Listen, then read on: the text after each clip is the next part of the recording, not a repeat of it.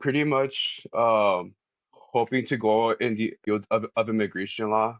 Pretty much ties around from my background because I am a son of Mexican immigrants. My dad immigrated from from Mexico in 1995, and my mom immigrated to the U.S. in 2001. And pretty much I've I've secondhand experience of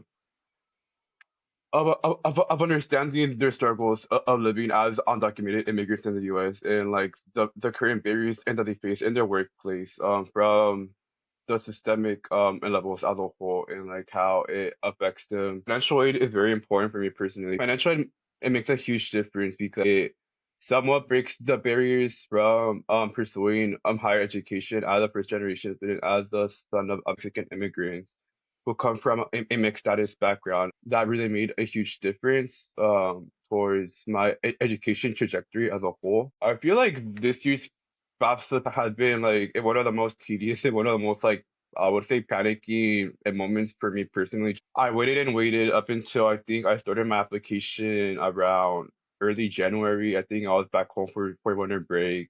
I logged into FAFSA and apparently and when I tried accessing the application, they were like on a scheduled maintenance type of situation where like it was pretty much launching the application on a rolling basis for certain students. So I pretty much had to wait weeks and weeks up until I feel like probably middle January where I was able to access and start my FAFSA application. But I feel like that's where the barriers started like worsening. Trying to create my dad's FSA ID was like the most challenging part in making sure my FAFSA application was completed on time.